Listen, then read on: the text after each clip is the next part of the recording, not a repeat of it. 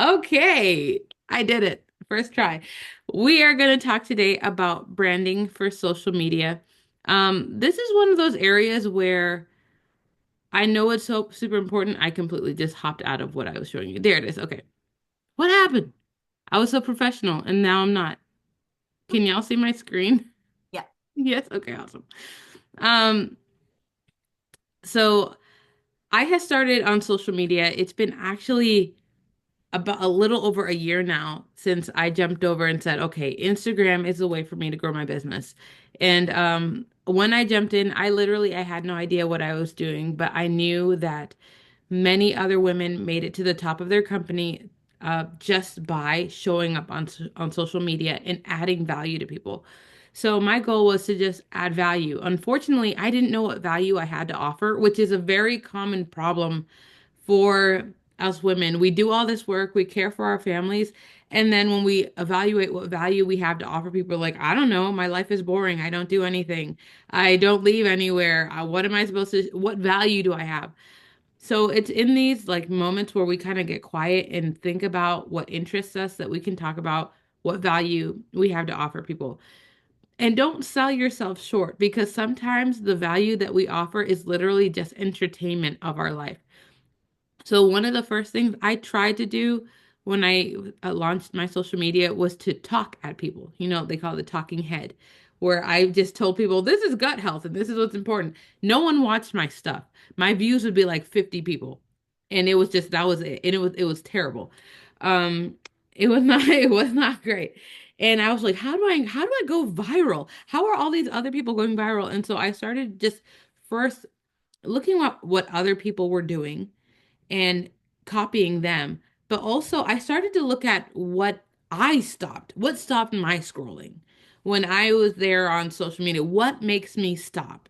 And then I just literally started replicating the things that made me stop. And one of the first things that I had to learn was who I was talking to and why was I talking to them. So I want to kind of break this up pretty simply for you as we talk about how you begin your branding for social media.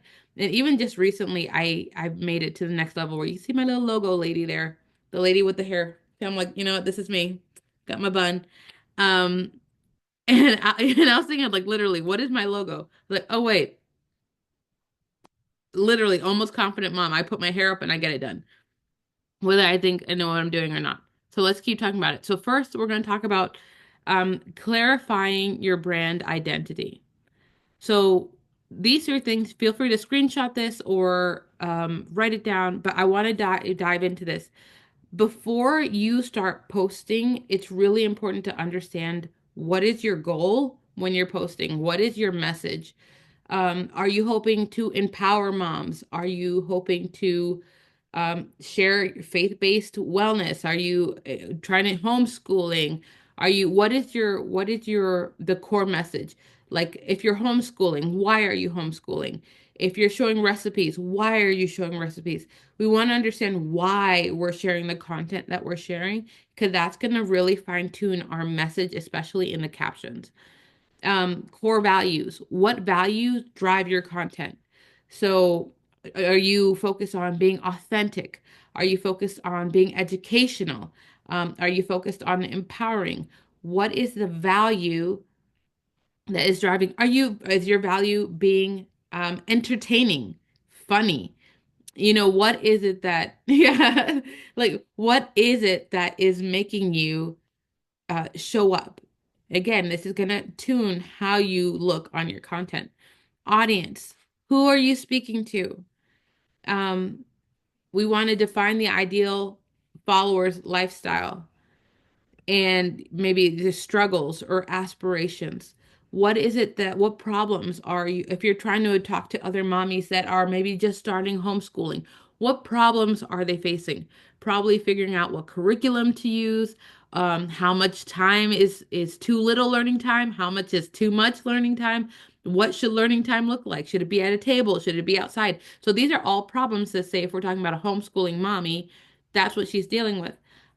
For myself, it took me a little bit, but what I learned about my core audience is it was easy for me to speak to myself once I figure it out. So I want moms in their 30s who have young kids, which means you started having kids probably in your late 20s for whatever reason. For me, it was fertility. So I'll talk about that too. And then one of the biggest things for me, don't tell me what to do. So when I started talking to the women, I intentionally went from this is my experience and did a lot of relatable motherhood content that wasn't telling moms how to mom. It was just this was my day and this is the lesson, like the lesson I learned. Even if it was just you gotta laugh about it. But it was important for me to learn that I was talking to women in their 30s with young kids who don't like to be told what to do. And so even in my most recent content, I've had to scale it back a bit because I am very tempted to tell people what to do. Like I like to tell you what to do, but don't you tell me what to do. I don't know if y'all can relate to that, but like unless you can prove to me that you are an expert and you've done your research, don't tell me what to do. And that's probably why I am the way I am, where I'm like, I became a certified health coach and I had to prove that I know what I'm talking about because I can't just stand on, just trust me. I had to prove to you that I know what I'm talking about. And then anyway, that's a tangent we can leave for another day. Like just let's get past that. Okay. Develop a clear visual identity. So this is really important. And even if it's as simple as using the same fonts all the time on your on Instagram, but brand colors. And I use ChatGPT to help me pick the colors. And then so choosing 3 to 5 consistent colors that reflect your personality and message. So if you said, "Hey, ChatGPT, I want to figure out some colors for my branding. I talk about X, Y, and Z. I really love the look of X, Y, and Z, and I want to reach other mommies like that." They might tell you colors, and I literally typed in like, "What's the hex code for olive green?" So that I got my shade because there's like 50 different shades of olive green even. So then I Googled the hex code for olive green. I went to Canva. In Canva, you can create your own brand kit and you can lock in whatever those colors are. So you're not guessing every time you go to create content. You want that locked in straight off the bat. And if you have a logo or want to make a logo, you can again have that there locked in for you. So you're not digging through your phone trying to find it. Um, I think in like more advanced, like the paid version of Canva, you can lock in font selections. You can write out your vision in there, like literally. So in case you have a team or grow your team, they can access what we're about, how we talk, what's our voice, who we talking to. So like Canva is a really, really great tool to get all of your the look of your brand together. So sometimes we can get really, really caught up in colors and textures and in fonts and whatever, and we miss the sight of that first part that I was talking about your vision, your mission, your audience. We all those things that first part is more important than your colors. So lock in if you're going to spend any time today about who am I talking to, why am I talking to them, do that first, and then if you got time, we can you can lock in colors and fonts and all that. But sometimes we can get stuck on the aesthetic and still not know who we're talking to. And we don't want that. So fonts, select 1 to 2 easy to read, recognizable fonts for graphic and text. So literally on this slide, you see I have 2 fonts. I have my title font and I have my text font. Both of them are straight line, no curly, no cursive, no handwritten. It's very clear. You're going to be able to read this as you're passing quickly. Keep that in mind. Clear and easy to read. Yes. Yeah, like some women, listen, there's a whole generation that doesn't know how to read cursive. Don't do it to them. Don't do it to yourself. And now those that generation, they're old enough to become mommies. So let's just understand that we're old, and two, that they're not understanding cursive is going to limit your audience reach. Okay. Imagery style. Decide on a consistent look. Oh, hi, Julia. Do you want to be warm and organic? Do you want to be clean and modern? Think about some women like what's the wallpaper look? I don't even know what that I just think of wallpaper like very floral and like, you know, think about how you want your content to look. Um, for logos, I want to encourage a simple, versatile logo that can use on post stories, highlight. So the goal with the logo, it should be able to go to one color. And if your message isn't clearly defined in one color, then you're gonna miss out on just being able to stamp things with your logo. You know, sometimes even if you print or whatever, um, doing one color makes it more like identified. If you think of McDonald's, if you think of Nike, um, Walmart, their logo, the primary part of it is one color. And now their brand might have two or three colors that they can interchange between, but their logo itself is one color. So when we overcomplicate things, it can make it hard for people's eyes to identify it right away. So that's the goal. And even on Canva, they have logo designed and you can make it all fancy or whatever. Or I literally on Canva, I looked up um hair bun. And I got my little logo lady. I was like, oh, no, that's it.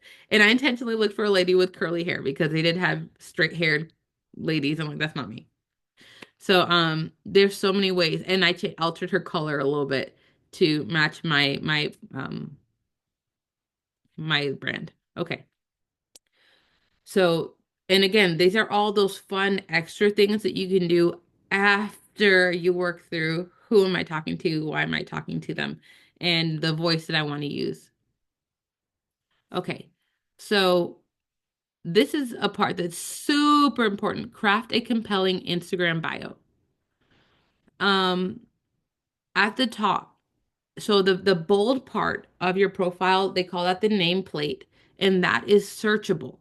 If someone were to search for anything in the Explorer page, it could bring you up if you have the right things in that search bar. So you can put like your first name plus what you're an expert at, or what your what content are you focusing in. So is it, and think about what is it that you would search for.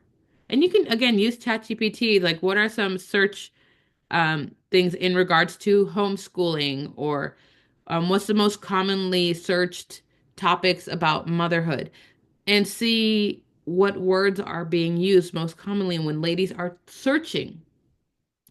So for me, I have hormones and PCOS in my on my nameplate.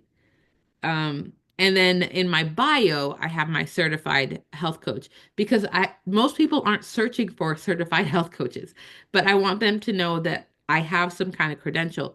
But in that nameplate, I want you to know that what we're going to be talking about in my content is PCOS, hormones, motherhood, and that's very commonly searched. Value statement. So describe who you're helping and how you're helping them. So maybe it says helping moms steward their bodies through faith and holistic healing. And it doesn't have to be exactly this. I'm trying to think what mine is.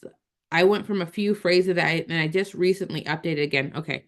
So I have Christian certified health coach slash empowering moms to take back their health. And then underneath that, I have gut health and holistic over pharma. So, and in that, I'm pretty sure that kind of lines up with everything that I'm trying to share with them. And they can know one, my method is through gut health, but two, that I'm going to be talking about natural healing more than I'm going to be, and I'm probably not a fan of pharmaceuticals or medications.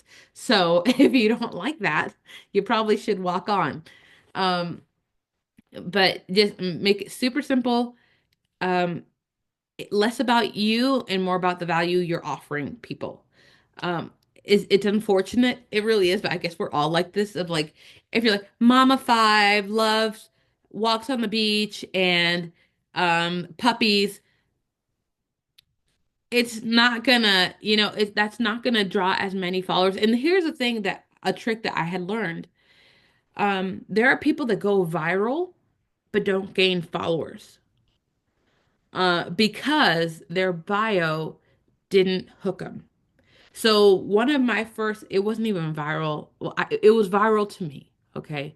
I had a reel that it was me watching Bluey, and that reel got 150,000 plays. And at the time I was like, wow, that's amazing. I think I got like 5 followers. And I was thinking like, man, that was disappointing. But I had to learn my bio was not adding value to people, didn't share what I was offering. It at the time my bio was about me.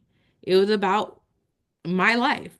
And nobody cares. Like no one cares. They're not gonna follow me. They don't like unless you're a celebrity and you've already established your knowledge like who you are. No one cares who you are.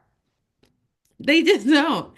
Um so in that, I realized, oh, I've got to change some things.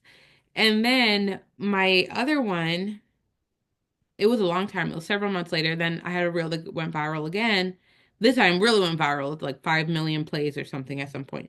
And I gained over 9,000 followers. And I'm still gaining followers off of that reel that went viral back in August.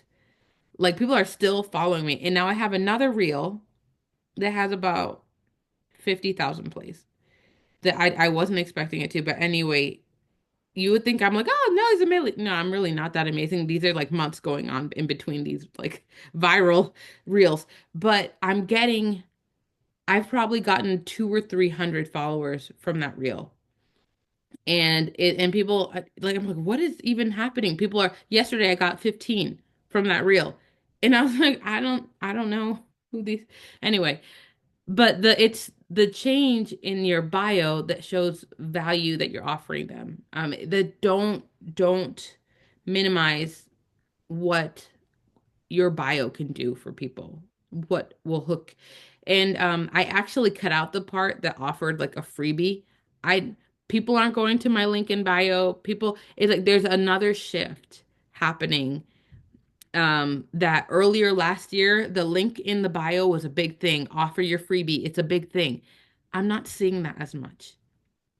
It's like the trends are so quick to change as far as where people are drawing value from. So literally, I see people like, I'm sick of people saying link in bio. If they tell me to comment a word and I have to give them my email address to get more information, I'm not doing it.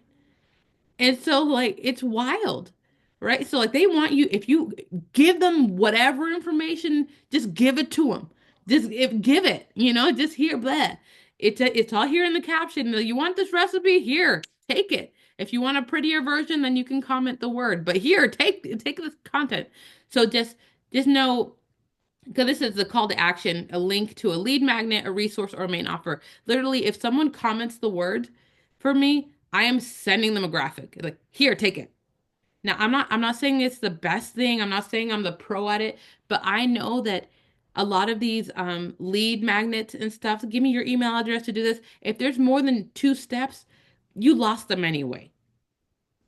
That's my humble opinion. I mean, I'm not any big old thing, but I'm cutting back the steps that it takes someone to get the value I'm trying to offer them. Okay, on we go. Plan strategic content pillars.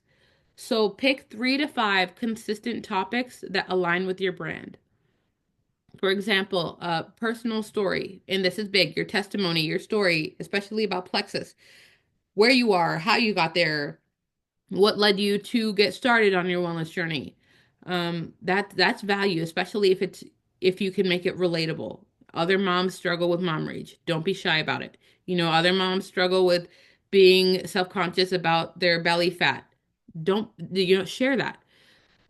Educational content. Are you trying to break down myths or tips, tricks, whatever? Teaching moms or whoever you're trying to talk to, teaching them something that's going to help them. Inspirational. You can faith-based or testimonial that inspires someone to take action. There's so many ways to inspire someone. Even literally, even your own story can inspire someone. But just be intentional about thinking of why am I sharing this? Behind the scenes stuff, your daily life, your process. That's great in your stories for your content of saying, this is me today. Some days are easier than others, you know. I really resonate with women that share the hard times. I really do. And it's hard because it's very difficult to share the hard times because we don't want to look like we're not the expert. We don't want to look like we don't have it all together. I mean, God forbid DCF sees my reel. Will they come and take my kids? You know, the crazy thoughts that come in our heads when we're trying to make an excuse for not being vulnerable or exposed. Like anything can happen. Um, DCF's not coming for your kids. They're not. Like they're not coming. Um, that's stinking cute, Faith. She's so cute. Promotional. The it's important to share if you have something to sell, which we do. It's okay to share your offer, the business opportunity of making income through Plexus. The difference is when we're talking about promotional stuff and sharing products, we are selling an experience, not a product, if you think of it that way. I'm sharing a happier motherhood.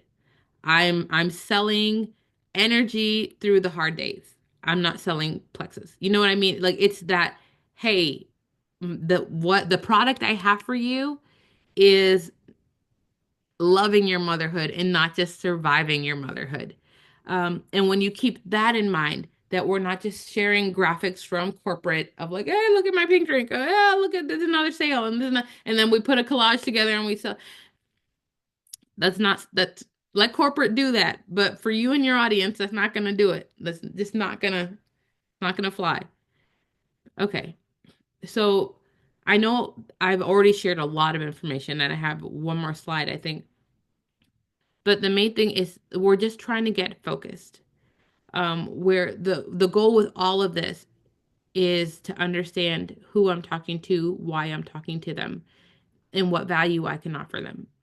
However, all this looks like and breaks down for you. One of the most important things I would do before it got ingrained in my head, I would have to ask myself, what value am I offering? What value in this reel, in this post? What value am I offering? And I would talk it through to myself of like, okay, this reel is about how I had a hard time with energy, and I want other moms to know that they have a source for energy. So that my caption aligned with that. And my the text on my reel aligned with that. So just taking the time to really ask yourself, why am I posting this? What value am I offering? Just that little pause will completely alter the energy that you're presenting in your content. Ooh, I just got really stuffed up. Mm, congestion. Okay. I'm pretty sure this is my last slide. Engage and build community. Okay.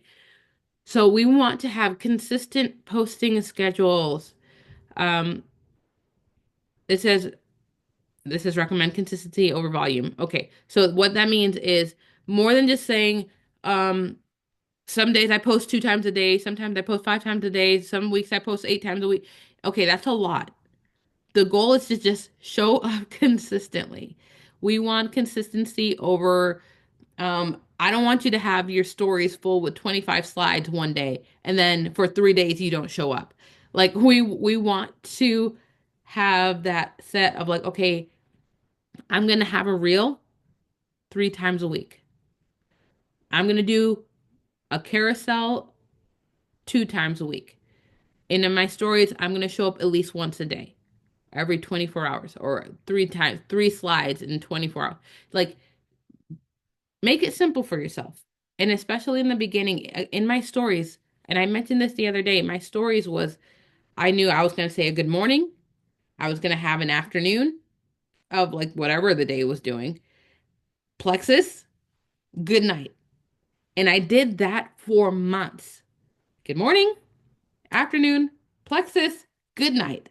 And literally, so like however that looks like for you, finding those easy ways where you look however you look, you're wherever you are. My only one rule was my kids were not allowed to be in like their faces full on are were not allowed to be in my content. Everything else was whatever I look like, wherever I am, whether it's loud, whether it's quiet, I'm going to show up in these three ways. And that allowed for a space for me to um, show up consistently as a new up and coming account. And I made a lot of really great friendships that way. So there's that. Stories and reels use interactive tools, polls, question and answers to connect personally. Um, Stories, especially if you have little ways of like buttons or whatever for engagement, that will boost who sees you. Um, if you just if you're inconsistent with it, people won't know to come check in. And showing up consistently will help people know what to expect from you. Because there are some moms that might want the accountability of, I'm closing my kitchen, like how I did for months of, and they knew they wanted to come and let me know that they closed their kitchen too. That was a big deal. And then engagement. Encourage them. I encourage you to reply to comments and DMs to build trust. If someone, I see it very commonly, and I think it's pretty awesome. I just struggle with this when someone sends me a private message. People will screenshot that and then answer it publicly. So I'm sure there's a private conversation happening too there, but in answering it publicly in their stories, that opens up even further discussion with other people, and it might make that other person feel kind of special because like, hey, I'm highlighting you in my content. Um, Unless it's an argument, then it's clearly, you know. And then another great tool, and y'all have each other and me and other followers to collaborate, partner with other creators to expand reach. So the other day, I had done a podcast with Becca Naturally. She sells a different gut health company, Happy Juice. And but we've become really good friends and very respectful of the fact that we each have high quality products that offer value to people. And so through that, we're able to tag team on my podcast, and I could link into her followers and she could link into mine.